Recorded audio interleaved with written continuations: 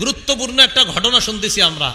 রসুলকে জাদু করেছে জুরাইক গোত্রের এক ব্যক্তি, বনু জুরাইক গোত্রের এক ব্যক্তি। সে হলো ইয়াহুদি, তার নাম লবিদ ইবনুল আসম। বলেন লবিদ। আলেম ছাড়া অন্য যারা আছেন আপনাদের পুরাটা মনে থাকবে না। লবিদ ইবনুল আসম পুরা নাম, আপনারা শুধু একটু মনে রাখেন, বলেন লবিদ। এই লবিদ রসুলকে জাদু করছে। তো জাদু করার পর কিভাবে জাদু করছে এটা আবার মুসনাদে আহমদ সহ অন্যান্য বর্ণনায় আসছে। এই লবিদ কি করছে, তার মেয়েদের মাধ্যমে রসুলকে জাদু করছে। তার মেয়ে নবীজির খাদেমের মাধ্যমে, কোনো এক খাদেম হয়তো নবীর দরবারে আসা যাওয়া করে, অনেকেই আপনার রসুলের দরবারে আসা যাওয়া করত, হয়তো কারো মাধ্যমে কি করছে, রসুল্লাহ সাল্লাল্লাহু আলাইহি ওয়াসাল্লামের মাথার চুল মুবারক এবং মাথা যে আশ্রয় যে চিরুনিটা, এই চিরুনি আনছে। কেউ কেউ বলেন না, চুল আর হলো আপনার চিরুনির মধ্যে যে লেগে থাকে আপনার চুলগুলা, ওই চুলগুলা আর হলো চিরুনি আনছে। আনার পর কি করছে, এই জিনিসগুলা পুরুষ খেজুর গাছের কাদির মধ্যে ঢুকায়া, পুরুষ খেজুর গাছের কাদি এটার মধ্যে ঢুকায়া 11টা গিট দিছে। গিট দেওয়ার পর 11টা ফু দিছে। ফু দিয়ে সুই দিয়া সবগুলাকে আপনার মজবুত করে আটকায়া দিয়া জারওয়ান নামে একটা কূপ আছে, ওই কূপের ভিতরে এটা লুকায় রাখছে। নাউজুবিল্লাহ। কাকে জাদু করতেছে দেখেন, আল্লাহর পরে যিনি শ্রেষ্ঠ। তা আমি আপনি কেন সতর্ক হব না? তো এই কাজ করার পর এবার আম্মা জান আয়েশা সিদ্দিকা রাদিয়াল্লাহু তাআলা আনহা কি বলেন, তোমরা জানো নবীজির কি অবস্থা হয়েছে? হাত্তা কানা রাসূলুল্লাহ সাল্লাল্লাহু আলাইহি ওয়াসাল্লাম ইউখাইয়ালু ইয়াফআলু শাইআ ওয়া মা ফাআলা। রাসূলুল্লাহ সাল্লাল্লাহু আলাইহি সাল্লামের অবস্থা এমন হয়েছে, নবীজি কোনো একটা কাজ করতেন, আসলে করেন নাই। নবীজি কোনো একটা কাজ করেছেন, মনে হয়তো করছে, আসলে করে নাই।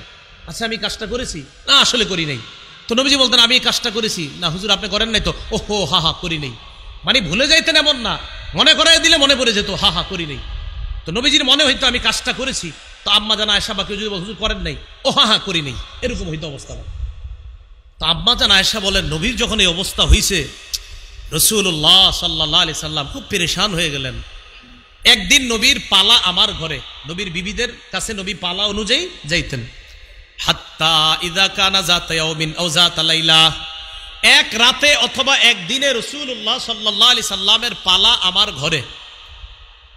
রাতের বেলা লাকিন্নাহু দাআ ওয়া দাআ, আমি বিবি হিসাবে রাতের বেলা রাসূলুল্লাহ সাল্লাল্লাহু আলাইহি সাল্লাম বিবি হিসাবে যে আমারে সময় দেওয়ার কথা, আমারে নিয়ে ব্যস্ত না হয়ে আল্লাহ রসুল সেদিন কি করলেন, খালি আল্লাহর কাছে দোয়া করতে থাকলেন। এত দোয়া করতেছে আল্লাহর কাছে, এই একটা। আরেকটা উদ্দেশ্য হবে, এটা বুখারীতে দেখবেন আপনারা, ওখানে বুখারীর বর্ণনায় ওখানে একটা ছোট্ট করে হাসি আছে। ওখানে আছে যে এখানে আম্মাজান লাকিন্নাহু কেন বলছে। লাকিন্নাহু বলার দুইটা উদ্দেশ্য হতে পারে। এক, যে রাসূলুল্লাহ সাল্লাল্লাহু আলাইহি সাল্লাম লাম ইয়াকুন মুশতাগিলান বি ওয়ালাকিন্নাহু ইশতাগালা বিল্লাহি আযজা ওয়া জাল বা বিদুআ রাব্বিহি, নবী আমারই নিয়ে ব্যস্ত হয় নাই, আল্লাহরই নিয়ে ব্যস্ত হয়েছে। আরেকটা উদ্দেশ্য, কয় শোনো, জাদুর মাধ্যমে তোমাদের সাধারণের যেমন ভয়ঙ্কর ক্ষতি হয়, নবীর এতটা হয় নাই। বাকি রসুলের অবস্থা এমন ছিল, তোমাদের অনেকের মাথা বিগড়ায় যায়, নবীর মাথা বিগড়ায় নাই, ওনার আকল বুদ্ধি সব ঠিক ছিল।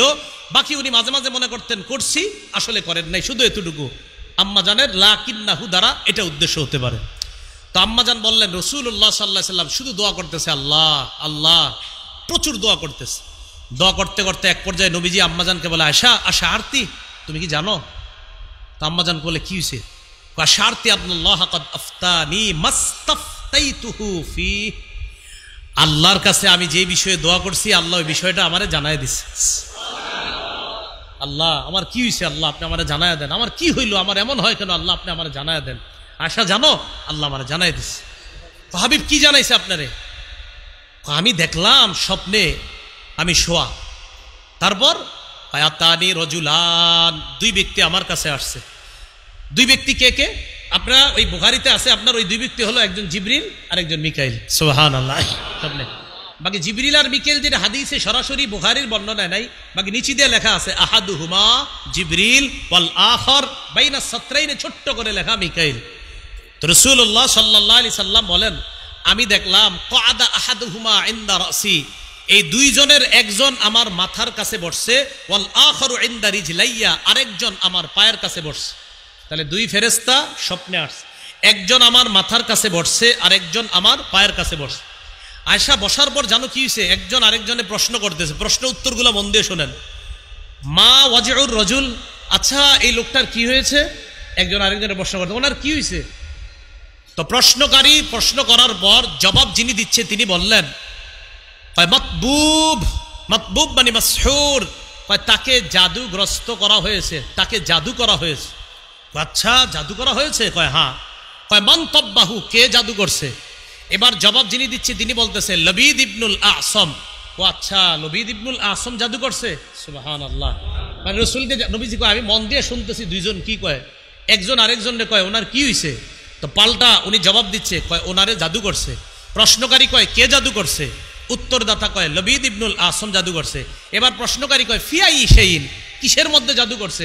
নবীজি কয় আমি এটা ভালো করে মন দিয়ে শুনতেছি যে কিসের মধ্যে জাদু। এবার জবাব যিনি দিচ্ছে উনি বলতেছে ফি মুশতিন ওয়া মুশাতাতিন, কয় চিরুনির মধ্যে, ওয়া মুশাত আর আসরানু যে চুলগুলো আছে এই চুলের মধ্যে জাদু করছে। নাও নবীজি আমি খুব সব শুনতেছি। আচ্ছা এটার মাধ্যমে জাদু করছে? হা ফি মুশতিন ওয়া মুশাতাতিন ওয়া জুফি তালআতি, ও জুফি তালআতি নাখলিন জাকারিন, কয় পুরুষ খেজুর গাছ, এই পুরুষ খেজুর গাছের কাদি দিয়ে, মাথার চুল দিয়ে আর চিরুনি দিয়ে কি করছে? জাদু করছে। এরপরে প্রশ্নকারী বলতেছে আচ্ছা কোথায়? ফি বিইরি জারওয়ান, জারওয়ান নামক কূপের মধ্যে করছে। আয়েশা জানো আমি সব জেনে ফেলছি, এখন শুধু অপেক্ষার পালা। পরের দিন রাসূলুল্লাহ সাল্লাল্লাহু আলাইহি সাল্লাম হযরত আলী, হযরত আম্মার, হযরত জুবায়ের তাদেরকে নিয়ে ওই কূপের কাছে গেলেন। যাওয়ার পর তারা তিনজন ওই কূপ সেচলেন। পানি উঠানোর পর কাদার নিচ থেকে ওই চিরুনি চুল এইগুলা বের করলেন। করার পর নবীজি দেখলেন। দেখার পর আম্মাজান আয়েশা রাসূলকে বললেন আফালা ইস্তাখরাজতাহু, হুজুর আপনি কি এটা জনগণের সামনে প্রকাশ করা উচিত না? মানে কি প্রকাশ? এই যে আপনারে লবিদ ইবনুল আসম না কে কি করলো এগুলো তো জানায়া দেওয়া দরকার, এগুলা নিয়ে একটা আলোচনা হওয়া দরকার। নবীজি বললেন আয়েশা কারিহতু আন উসাব্বিরু আলান নাস, কারিহতু আন উসাব্বিরু আলান নাস ফিহি শাররা। আয়েশা যে বিষয়ে ফিতনা হয় এই বিষয়ে আমি এড়ায়া যাই, এইগুলো আলোচনা হইলে আরো বেশি বাড়বে, এই আলোচনা আমি আনতে চাই না।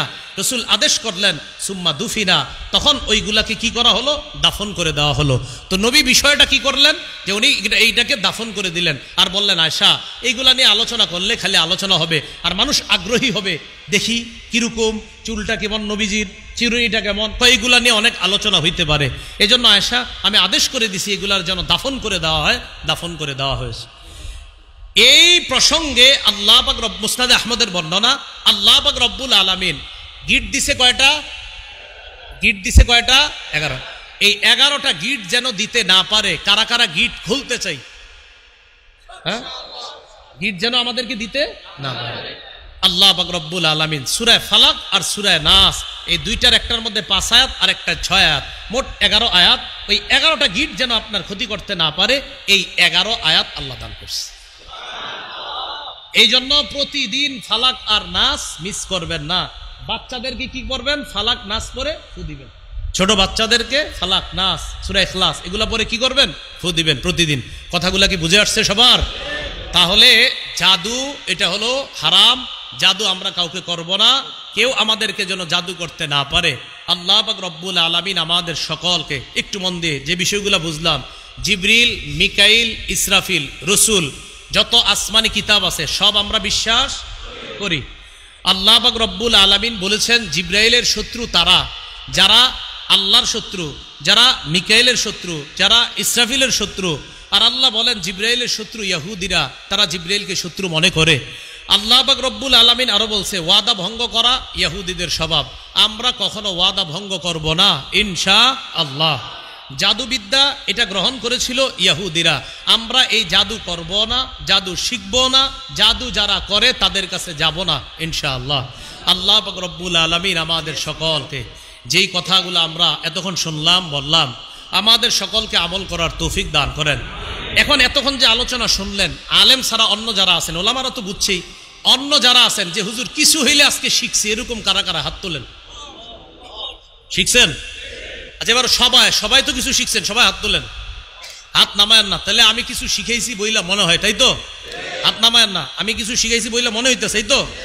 তাহলে আমরা আজকে দুই পক্ষ কিছু শিখলাম, আর এবং ওই মাধ্যমটা ছিলাম আমি, ঠিক না? আলহামদুলিল্লাহ। তাহলে আমি এখন ওঠার পরে কেউ উঠবেন না, যেহেতু কিছু শিখছেন আমার কথাও মানবেন, একজনও উঠবেন না, ঠিক এমনি থাকবেন, আমারে যেতে দিবেন। জি, সালাম আলাইকুম।